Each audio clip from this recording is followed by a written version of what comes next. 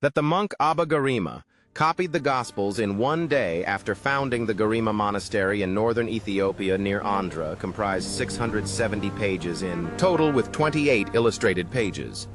Those illustrated pages include 4 portraits of the evangelists and a picture of the Temple of Solomon. Something happened after the resurrection, and it was never meant to be read outside Ethiopia a few weeks ago. Something quietly slipped out of one of the most protected religious traditions on earth, and scholars still don't know what to do with it. Ethiopian Orthodox monks, the same guardians of ancient manuscripts hidden in stone monasteries for over 1,000 years, allowed a resurrection passage from their 81-book Bible to be translated and released to the outside world. But this isn't the resurrection story you've heard before. Not the empty tomb, not the rolled stone, not the silence. This is something else entirely. Something deeper, something darker, something unsettling. Because this passage doesn't just describe what happened after. Jesus rose. It describes what changed the nature of God, the purpose of the soul, and a warning about only gets more disturbing. Now here's the part that should already have your full attention. The Bible these monks have been guarding doesn't have 66 books. Not even 73. It has 81, and those extra books aren't minor additions. They contain some of the most explosive spiritual texts ever preserved writings that were removed, hidden, or never included in Western Christianity long before most people even knew they existed. And before we reveal what this translation actually says, hit like and subscribe. Because this is the kind of knowledge some people don't want you hearing, and you must need to understand what kind of Bible it came from. Because once you do, everything else starts to feel very different for nearly 2,000 years.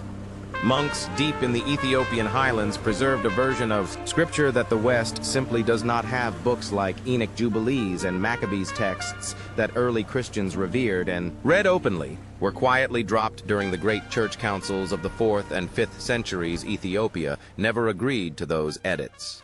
They kept everything, and we're not talking about fringe documents here. In 2010, radiocarbon dating of the Garima Gospels, discovered in an Ethiopian monastery, proved they were written between 330 and 650 AD, making them the oldest illustrated Christian manuscripts ever found on Earth.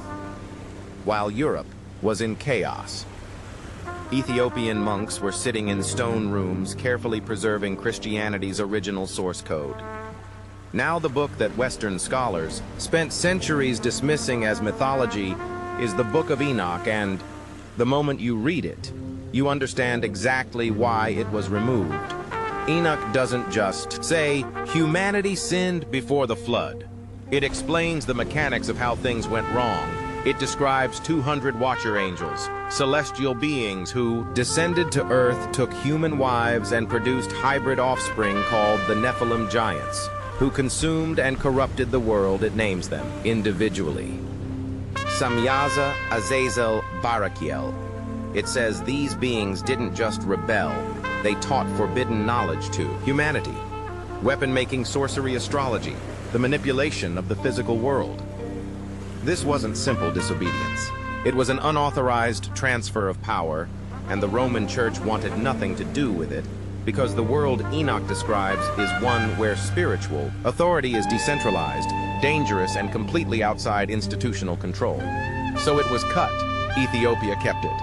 But Enoch is just the beginning, because there's another book inside that 81-book Bible, and the resurrection passage that just surfaced came directly from it, the 40 hidden days, what the risen Christ actually taught.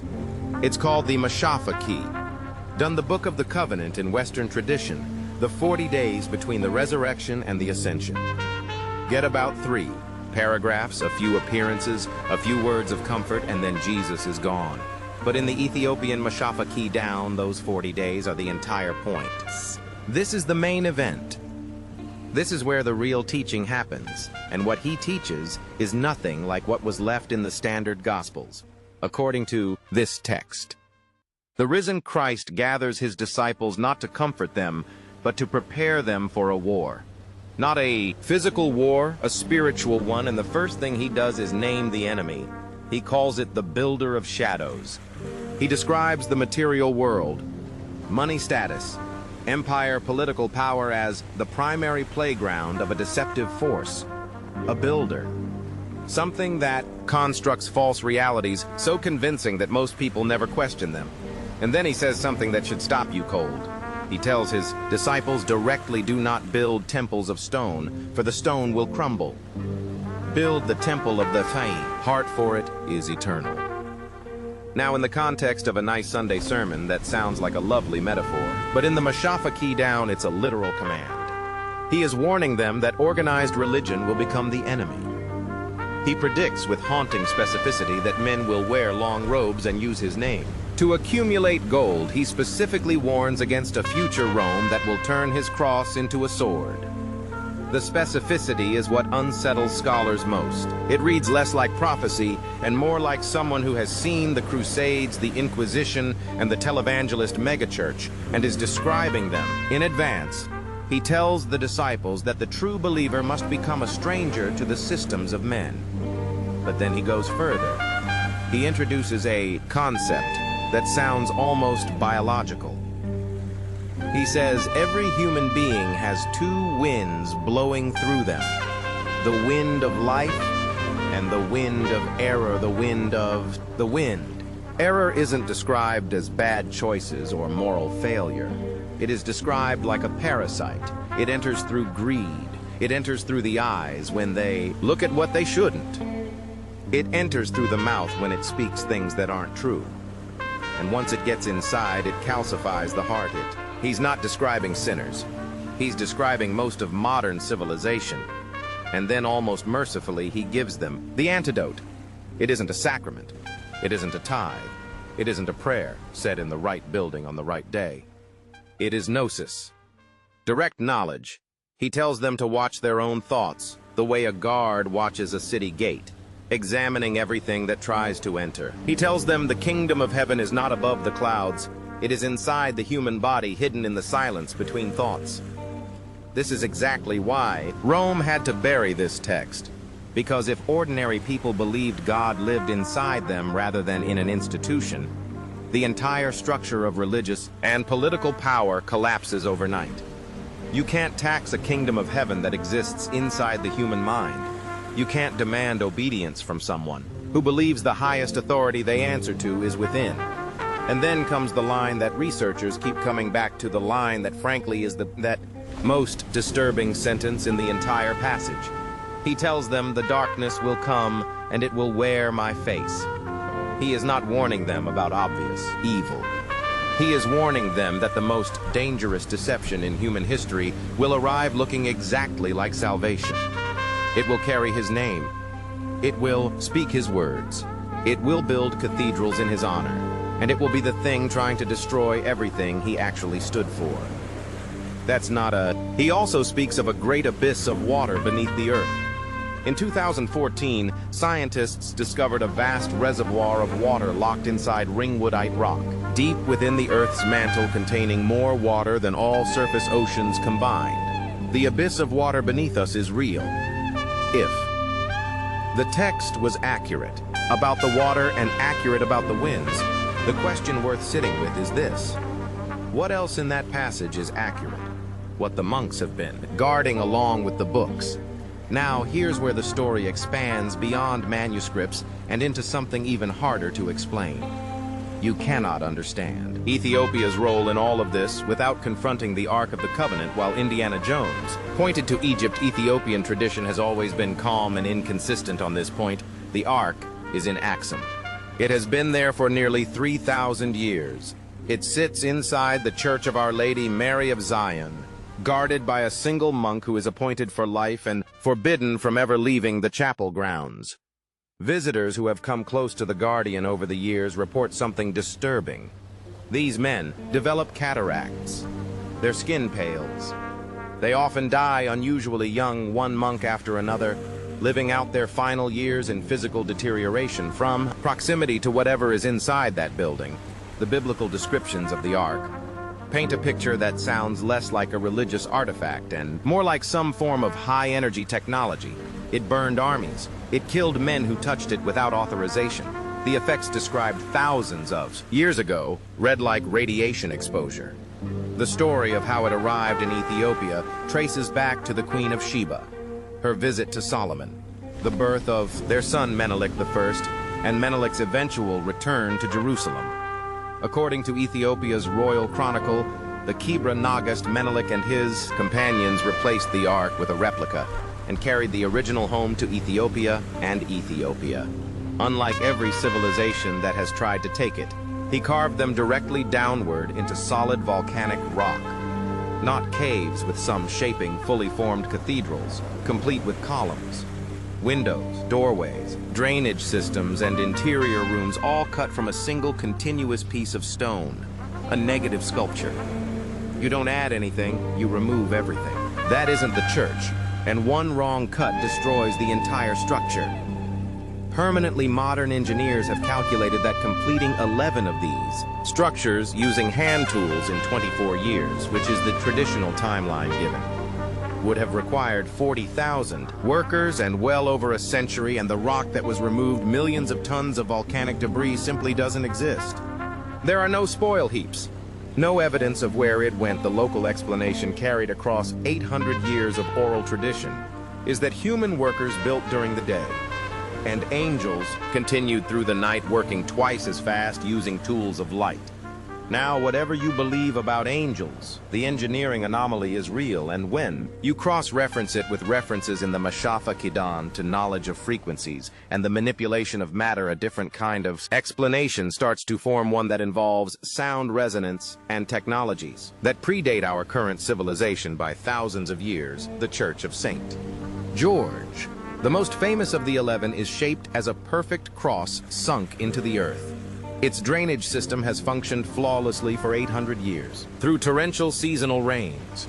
Beneath the entire complex runs a network of tunnels in complete darkness used for priestly initiation, navigated, blind while chanting.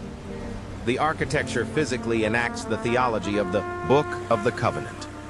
To reach the light, you must first walk through the darkness. It's not a metaphor. It's a building. Recent 3D laser scans of the site revealed hollow chambers beneath the floors that haven't been opened in 8 centuries. No one knows what's inside them. The bloodline that changes everything. And beneath all of this, running through the books, the Ark, and the stone churches, is a bloodline claim that Western Christianity has never known what to do with. Ethiopia's Solomonic dynasty ruled for nearly 3,000 years, from roughly 900 BC until 1974. One continuous royal line. 225 emperors, the last of them. Haile Selassie carried the official title Conquering Lion of the Tribe of Judah. That is not a poetic nickname. It is a legal declaration of descent from King David himself. If Mary belonged to the house of David and Ethiopian kings claimed the same lineage, then the relationship between Jesus and the Ethiopian throne is not symbolic. It's familial. Modern genetics has added weight to this. DNA studies of Ethiopian populations have identified ancient Levantine markers, genetic material from the region of modern Israel and Syria, dating back approximately 3,000 years, precisely matching the timeline of the Kebra Nagast migration story. The legends map onto real population movement. This is why Ethiopian Christianity never had to be converted. They weren't outsiders who adopted the faith. They were already insiders. They kept the Saturday Sabbath. They practiced circumcision on the 8th day. Their dietary laws mirror the Old Testament. Almost exactly their faith is what Christianity might have looked like before Rome got involved, and in the remote highlands oral traditions still carry a story about a teacher who came from the north, a healer, a man of unusual peace. They don't call him by the name you'd expect. They call him the righteous teacher. Whether that's a parallel tradition, a corrupted memory, or something else entirely is a question worth sitting with. As the monks themselves say, the West has the water, we have the well. Why these texts are surfacing right now? Which brings us to this question that ties all of this together. Why now? These manuscripts survived insects, wars, invasions, and centuries of deliberate isolation. Monks in remote mountain monasteries kept them wrapped in goatskin, inaccessible to outsiders, for over a millennium. Then within the space of a few years, unauthorized translations begin circulating. Digital copies spread faster than any institution can suppress them. The resurrection passage from the Mashafa Kidan lands in your feed between a news clip and a meme. That's not a coincidence, at least not according to the texts themselves.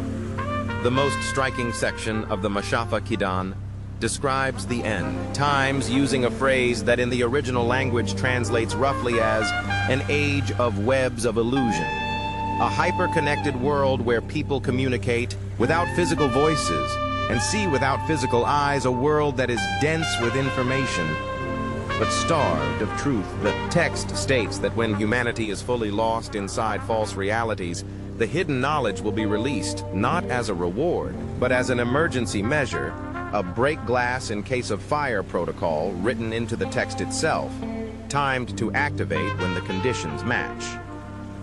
Look, it describes people as temples, as guardians, as participants in a war being fought at the level of consciousness itself.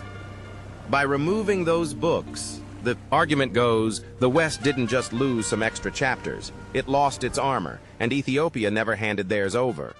So now you have it, the manuscript, the 40-day teaching, the walking tomb, the builder of shadows, the ark, guarded by dying monks. The churches that physics cannot fully explain, the bloodline that connects David to Selassie in an unbroken chain, and a resurrection passage that wasn't released because someone finally got permission. It was released because, according to the text itself, it was always supposed to be released at exactly this moment. Whether that unsettles you or excites you probably depends on how much of the story you were already questioning. The monks kept the full version. The question now is whether you're ready to read it. Hit like if this opens something for you and subscribe, because we're only getting deeper from here.